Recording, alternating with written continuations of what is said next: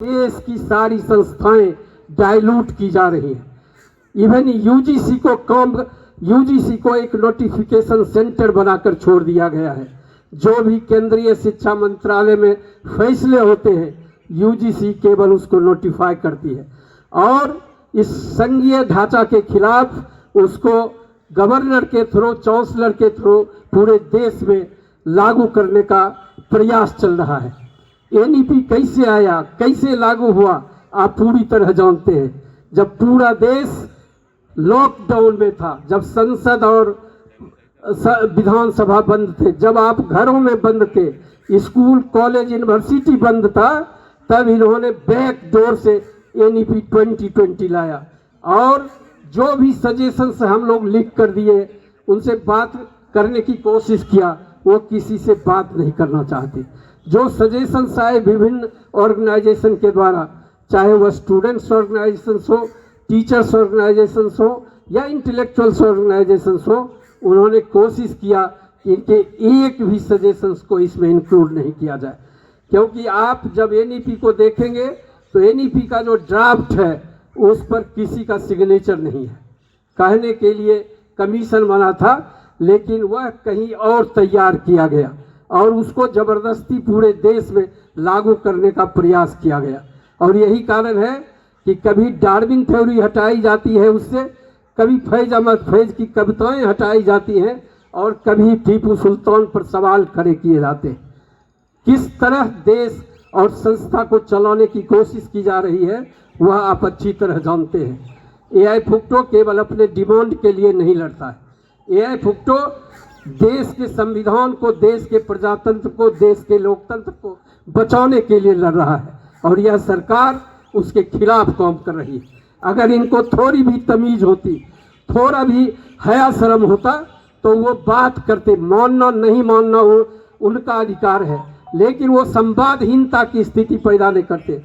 चाहे मिनिस्ट्री हो या यूजीसी हो, संवादहीनता की इन्होंने पैदा किया है जान के, क्योंकि उनको फेस करने का कुवत नहीं है। हमारे तर्क को काटने का कुवत नहीं है। हमारे सारे तार्किक प्रश्न हैं और हम अपने लिए नहीं पूरे देश की लड़ाई लड़ रहे हैं।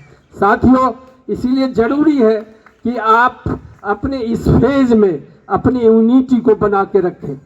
बहुत लोग होते हैं कि सत्ता बदलती है तो अपने चेहरे बदल लेते हैं, सत्ता बदलती है तो अपने विचार बदल लेते हैं। यह संविधान एक है और इस संविधान यह देश को चला रहा है। कोई व्यक्ति यदि ये संविधान को हाँकना चाहेगा, कोई देश इस संविधान के खिलाफ कोई देश का नेता जाएगा तो हम उसका विरोध करेंगे। यह एआई फुक्टो का सिद्धांत है और इसीलिए एआई फुक्टो पूरे देश में जिंदा है, बचा हुआ है और वह ऑर्गेनाइजेशन है जो सरकार को हमेशा चुनौती देता है।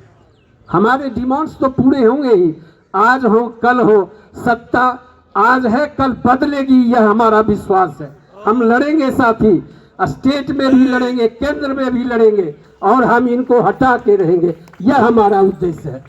अगर ये हमारे और हमारे देश के एम्प्लॉइज को इग्नोर करेंगे, हमारे देश के किसानों और इंटेलेक्चुअल को इग्नोर करेंगे, हमारे देश के स्टूडेंट को इग्नोर करेंगे और वे चाहेंगे कि पूरे देश की सरकारी संस्थाओं को कॉरपोरेट के हाथ में दे दे, तो हम यह होने नहीं देंगे और इसके लिए खून बहाना पड़ेगा तो हम खून बहाएंगे, लेकिन लड़ेंगे अंतिम दम तक। साथी, लड़ना महत्वपूर्ण है और जो लड़ाई लड़ता है वही बदलता भी है, वही बदलता भी है।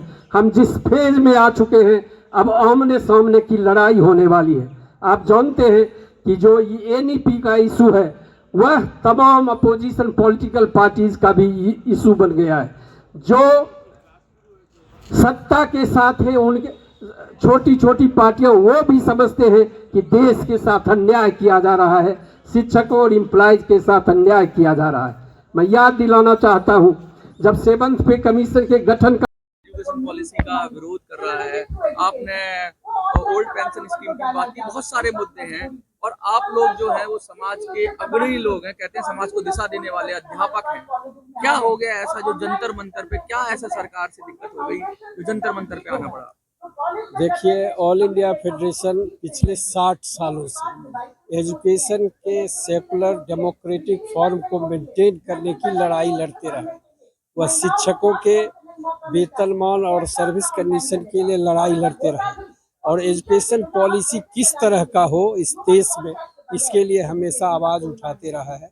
और सारी सरकारें जब भी एजुकेशन पॉलिसी बनाई, एआई फुक्टो का कोई न कोई प्रतिनिधि उसमें रहे और उनसे राय लेकर तब एजुकेशन पॉलिसी आई। लेकिन यह पहली सरकार है जो किसी से राय लेना नहीं जानती। एजुकेशन पॉलिसी वह कोरोना के फेज में लाई जब पूरा देश बंद था और किसी से उनका संवाद नहीं हुआ। वो बोलते कि ऑनलाइन सजेशन लिया ये स्लो में, ये बिल्कुल फेक इन्फॉर्मेशन है और कमीशन का जो रिपोर्ट है उस पर किसी का सिग्नेचर नहीं है और यह हमको लगता है कि आरएसएस के दफ्तर में तैयार हुआ है और उसको लागू किया जा रहा है, जो हमारे संवैधानिक मूल्यों के खिलाफ है, हमारे लोकतांत्रिक परंपरा के खिलाफ है, हमारी साझी संस्कृति के खिलाफ है। और ये पूरे देश के हायर एजुकेशन को ग्रांट से लोन की ओर धकेल रहे हैं, बजट को शून्य करने का प्लान कर रहे हैं, परमानेंट बहाली के खिलाफ ये एजुकेशन पॉलिसी है और सारे संस्थानों को 1/3 जितने संस्थान हैं उनको 1/3 करने की तैयारी है। विश्वविद्यालय की ज़्यादा से ज़्यादा ज़रूरत है, कॉलेजों की ज़्यादा से ज़्यादा ज़रूरत है जनसंख्या को देखते हुए, लेकिन 1/3 करने की तैयारी है। तो कैसे आने वाले दिनों में लोग पढ़ेंगे? प्राइवेटाइजेशन की ओर क्या लगता है कि सरकार का रुख उधर ही जा रहा है? बिल्कुल। अब शिक्षा नीति में आप जब नीति आयोग के रिपोर्ट को पढ़ेंगे तो वो बोर्ड ऑफ गवर्नर्स बना रहे हैं सारे विश्वविद्यालयों में और सारे कॉलेजों को प्राइवेट करने की तैयारी है और वही फीस तय करेगा, गरीबों के हाथ से शिक्षा चली जाएगी। टीचर की बहाली करेगा, वह स्केल तय करेगा, परीक्षा लेगा, सर्टिफिकेट देगा। और अभी जब सरकारी संस्थान है तब तो एजुकेशन घट रहा है और डिग्रियां बिक रही हैं। अब जब प्राइवेट होगा तो क्या क्या होगा आप समझ सकते हैं। जो लड़का 3,000 और 4,000 में अपनी डिग्री लेता है उसको 50,000 एक सेमेस्टर का देना होगा और गरीबों के लिए उच्च शिक्षा सदा के लिए दूर हो जाएगा। यूपीएस लाई है सरकार ओल्ड पेंशन स्कीम के एवज में और आप लोग कह रहे हैं वापस ओपीएस आना चाहिए। वो लाए हैं एनपीएस के एवज में, एनपीएस के एवज में लाए और एनपीएस और यूपीएस में कोई खास अंतर नहीं है। वो केवल आई वाश करना चाहते हैं। अगर उनको लाना ही है, अगर वो शिक्षकों के कर्मचारियों के डिमांड को मानना चाहते हैं तो सीधा ओपीएस लाए। इतना दिन से ओपीएस चल रहा था। आप देख रहे हैं कि पार्लियामेंट में 2 बार 3 बार लोग जीत के जाते हैं, जब विधानसभाओं में जीत के जाते हैं दूसरे जगह तो उनको 2 बार 3 बार पेंशन रिवीजन हो जाता है और जो जीवन भर नौकरी करता है उनको ये ठगने के नाम पर एनपीएस और यूपीएस की योजना क्या है? आगे की योजना है कि बजट सेशन में ये हायर एजुकेशन काउंसिल का बिल लाने वाले हैं। बजट सेशन आ रहा है, उस बजट सेशन में हायर एजुकेशन बिल पर पार्लियामेंट के अंदर भी लोग सवाल उठाएंगे। हमने विपक्षी पार्टियों से संपर्क करना शुरू कर दिया है, बाहर भी हम आंदोलन करेंगे और जैसा भी सिचुएशन है, अगर हड़ताल की नौबत आएगी तो देश में हड़ताल होगा। हम और दूसरी बात है कि 8th पे कमीशन के कॉन्स्टिट्यूशन की बात हम लोग कर रहे हैं। सारे सेंट्रल एम्प्लॉइज 8th पे कमीशन के कॉन्स्टिट्यूशन की बात करते हैं। ये सरकार 8th पे कमीशन गठित नहीं करना चाहती है। 8th पे कमीशन गठित करने के लिए हम लोग मजबूर करेंगे इनको।